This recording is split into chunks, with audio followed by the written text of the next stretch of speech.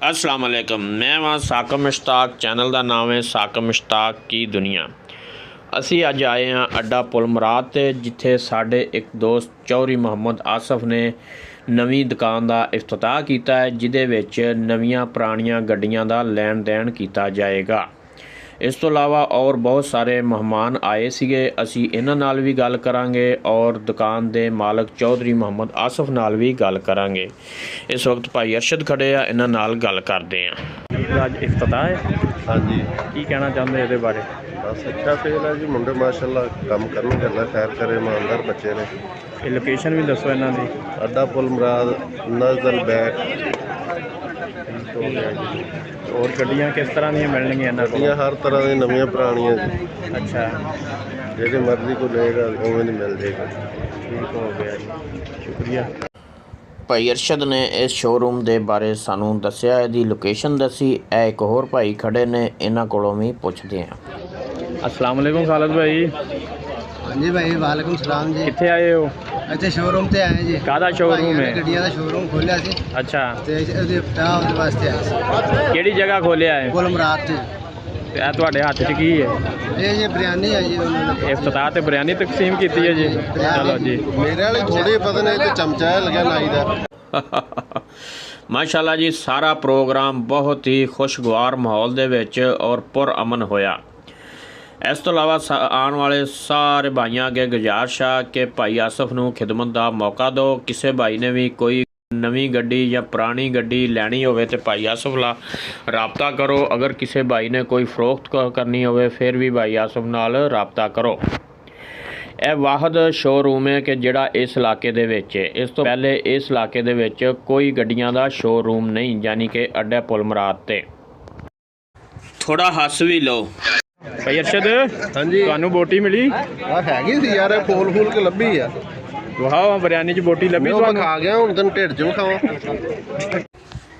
इधर एक होर चाचा जी बिरयानी खा रहे हैं, गल करते हैं। बोटी हैगी सी बिरयानी च? अच्छा, ਬਹੁਤ ਸਾਰੀਆਂ ਬੋਟੀਆਂ ਨੇ। ਤੁਸੀਂ ਇਹ ਚੌਧਰੀ ਮੋਟਰਸ ਦੇ ਬਾਰੇ ਕੀ ਕਹਿਣਾ ਚਾਹੁੰਦੇ ਹੋ? ਅੱਲਾਹ ਪਾਕ ਨੂੰ ਕਾਮਯਾਬ ਕਰੇ। ਆਮੀਨ ਜੀ। ਹੋਰ ਇਹਨਾਂ ਕੋਲ ਕਿਸ ਕਿਸਮ ਦੀਆਂ ਗੱਡੀਆਂ ਆਉਣਗੀਆਂ? ਤਗੜੀਆਂ ਗੱਡੀਆਂ ਆਉਣਗੀਆਂ ਮਾਸ਼ਾਅੱਲਾ। ਹਰ ਕਿਸਮ ਦੀਆਂ? ਹਰ ਕਿਸਮ ਦੀਆਂ। ਇਸ ਇਲਾਕੇ 'ਚ ਮੈਨੂੰ ਲੱਗਦਾ ਪਹਿਲਾਂ ਹੀ ਇਹ ਸ਼ੋਰੂਮ ਹੈ ਗੱਡੀਆਂ ਦਾ। ਸ਼ੋਰੂਮ ਸਾਡੇ ਇੱਥੇ। ਐਡਰੈਸ ਦੱਸੋ ਕਿੱਥੇ ਹੈ? ਅੱਡਾ ਪੁਲ ਮੁਰਾਦ ਤੇ। ਠੀਕ ਹੋ ਗਿਆ ਜੀ, ਸ਼ੁਕਰੀਆ। ਅੱਲਾਹ ਪਾਕ ਕਾਮਯਾਬ ਕਰੇ। ਆਮੀਨ। ਚਾਚਾ ਜੀ ਨੇ ਵੀ ਬਹੁਤ ਸਾਰੀਆਂ ਦੁਆਵਾਂ ਦਿੱਤੀਆਂ ਕਿ ਅੱਲਾਹ ਪਾਕ ਇਹਨਾਂ ਦੇ ਕਾਰੋਬਾਰ ਨੂੰ ਕਾਮਯਾਬ ਕਰੇ। सब भाई खाने तो फ्री हो के एक दूसरे नूं मिल रहे सीगे। फिर असी भाई अरशद नूं कहा कि सानू भाई आसफ नाल मिलाओ, जिहड़े कि इस चौधरी मोटर्स दे मालक ने। असी हुण गल करदे हां चौधरी आसफ नाल। अस्सलाम वालेकुम भाई। ਵਾਲੇਕੁਮ ਸਲਾਮ। सब तो पहलों असी तुहानू मुबारकबाद देने कि तुसी गड्डियां दी खरीदो फरोख्त दा काम शुरू कीता। ते तुसी आवाम नूं इहदे बारे की पैगाम देना चाहुंदे हो? ਜੀ ਅਸੀਂ ਆਪਣੇ ਇਲਾਕੇ ਦੇ ਸ਼ੁਰੂ ਤੋਂ ਨਾ ਅਸੀਂ ਗੱਡੀਆਂ ਦਾ ਕੰਮ ਕਰ ਰਹੇ ਹਾਂ। ਪਹਿਲੇ ਰੈਂਟ ਦਾ ਵੀ ਕੀਤਾ, ਫਿਰ ਲੈਂਡ ਦੇਣ ਸ਼ੁਰੂ ਕੀਤਾ। ਹਾਂਜੀ। ਆਪਣੇ ਇਸ ਅੱਡਾ ਪੁਲ ਮੁਰਾਦ ਤੇ ਸ਼ੋਰੂਮ ਨਹੀਂ ਸੀ ਹੈ जी ਅਸੀਂ ਇਹ ਸੋਚਿਆ ਕਿ ਆਪਣੇ ਇਲਾਕੇ ਦੀ ਆਵਾਮ ਜਿਹੜੀ ਦੂਰ ਜਾਂਦੀ ਹੈ, ਬਾਹਰ ਸ਼ਹਿਰਾਂ 'ਚ ਜਾ ਕੇ ਜ਼ਲੀਲ ਹੁੰਦੀ, ਗੱਡੀਆਂ ਲੱਭਣ 'ਚ ਵੀ ਹਾਂਜੀ। ਵੇਚਣ 'ਚ ਵੀ ਨੇ ਬੜੀ ਮੁਸ਼ਕਲ ਪੇਸ਼ ਆਉਂਦੀ ਹੈ।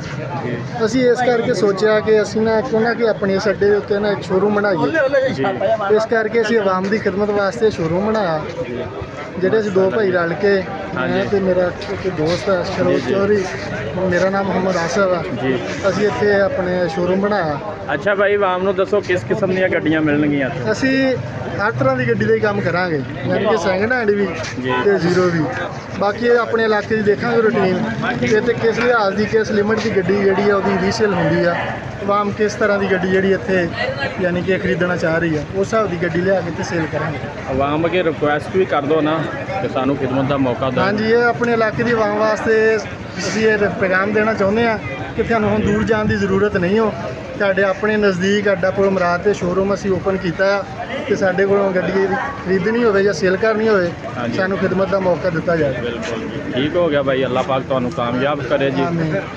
ਇਹ ਸਾਡੇ ਭਾਈ ਮੁਹੰਮਦ ਆਸਫ ਜੱਟ 111 ਮਰਾਦ ਚੋਂ ਨੇ ਤੇ ਇਹਨਾਂ ਆਪਣੇ ਇਲਾਕੇ ਵਾਸਤੇ ਬਹੁਤ ਅੱਛਾ ਕੰਮ ਕੀਤਾ ਹੈ। ਮਾਸ਼ਾਅੱਲਾ ਕਿਸੇ ਜੀ। ਭਾਈ ਨੂੰ ਅਗਰ ਕਿਸੇ ਗੱਡੀ ਨਵੀਂ ਪੁਰਾਣੀ ਦੀ ਜ਼ਰੂਰਤ ਹੋਵੇ ਤੇ ਇਹਨਾਂ ਨਾਲ ਬਿਲਕੁਲ ਰਾਬਤਾ ਕਰੇ। ठीक हो गया जी, शुक्रिया भाई अरशद दा।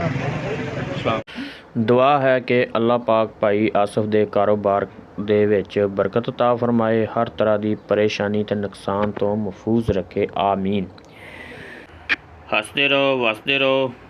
सब भैया के गुजारिश है कि चैनल सब्सक्राइब करते रहो। शुक्रिया। मिलते हैं अगली